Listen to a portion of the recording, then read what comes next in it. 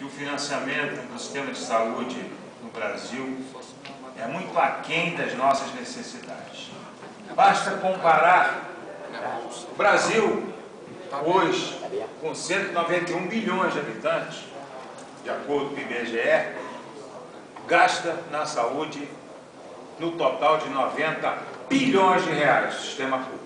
90 bilhões de reais, sendo que 50 bilhões são provenientes da União, 20 dos estados e 20 dos municípios. Isso daria em torno de 45 bilhões de dólares. Se nós formos ver a Austrália, um país que tem 26 milhões de habitantes, lá se gasta 24 bilhões de dólares. Na França, que tem menos de 1/3 da nossa população, a França gasta 100 bilhões de dólares na saúde, o dobro do Brasil. O Canadá, que tem 30 milhões de habitantes, se gasta lá 55 bilhões de dólares.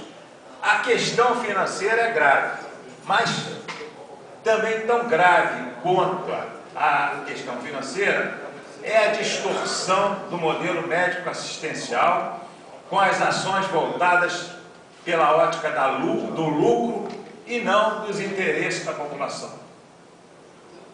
Essa distorção também influiu muito no sistema formador dos recursos humanos, que se atrelou, que se adequou e que lenientemente se submeteu a esse modelo, que é um modelo de distorção, porque a própria formação dos recursos humanos hoje mostra que nós temos deficiência. Vamos aqui isso traduzir na área da medicina, de algumas especialidades, como por exemplo pediatria. Ninguém hoje quer mais fazer pediatria, obstetrícia. A minha especialidade é pneumologia. O ano passado só tinha um R1, um residente, um só, no Hospital Universitário Antônio Pedro, serviço de pneumologia dos melhores do estado. E isso aí significa uma alteração bastante na qualidade do atendimento, porque se procura obter vantagens em relação a uma profissão tão nobre como a medicina.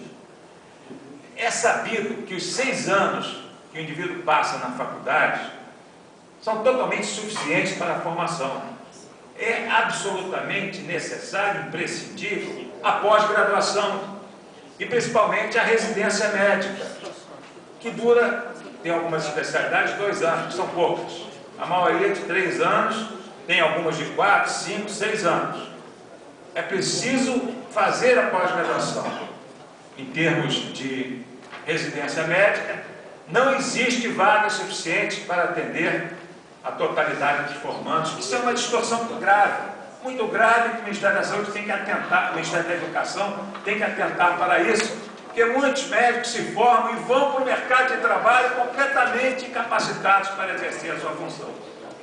E nós somos aqui, eu que fui secretário de saúde, obrigados até a contratar recém-formados, porque não existe no mercado profissionais que aceitem trabalhar com os salários que nós pagamos.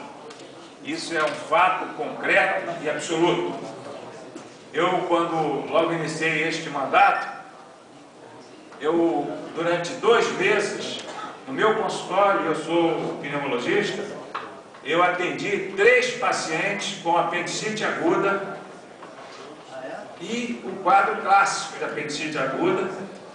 Não havia diagnóstico diferencial e esses 3 pacientes passaram pelo Hospital Raul Sertã, pelo pronto-socorro, 2 deles 2 vezes, e eu, naturalmente, fui procurar o secretário de saúde e relatei para ele: olha, não é possível que esses casos passem, porque apendicite aguda, qualquer dor com mais de 6 horas de internação é apendicite aguda até prova em contrário. E a apendicite aguda é um quadro cirúrgico que tem que ser operado. E os pacientes não tinham um quadro difícil de diagnóstico. Tinha um deles que poderia haver um diagnóstico com um úlcero perfurado, mas os outros dois eram clássicos de apendicite aguda. passaram pelos... O secretário me disse para denunciar. Eu falei que eu não era delator e não ia denunciar colegas mal formados ou informação. O que acontece é que existe essa necessidade e por isso, quando eu fui professor da Faculdade de Medicina da FESO, eu trouxe a diretoria da FESO aqui em Nova Friburgo para tentar trazer, em princípio, um estágio do 6º ano, que é o internato. O internato para Nova Friburgo, uma extensão da Faculdade de Medicina de Teresópolis. E, no futuro, naturalmente, como já foi dito aqui, inclusive o vereador Marcos Medeiros, a residência médica, que é imprescindível, porque se nós tivermos residência médica aqui, isso não é explorar mão de obra barata, é porque melhora de uma forma muito significativa o atendimento com a residência médica. Mas para isso, o hospital tem que ter uma adequação, e essa adequação é tardia, porque nós não temos nem corpo clínico. 80% dos médicos de Nova Friburgo têm contratos temporários renováveis a cada 6 meses. E mais de 70 ganham o RPA. É lógico que aquela anulação intempestiva do concurso de 99 e depois sucedeu uma série de acontecimentos, o processo ainda está sub judice, impediu que nós tenhamos um quadro de profissionais em todas as áreas, eu especificamente na área de medicina e principalmente no corpo médico, que realmente tem que ter uma estabilidade, tem que ter um salário adequado, tem que ter uma formação adequada, tem que ser exigida residência médica ou curso de pós-graduação aprovado pelo MEC, para que possamos ter um corpo clínico que possa resolver os problemas, economizando inclusive, porque assim os exames que são feitos serão reduzidos.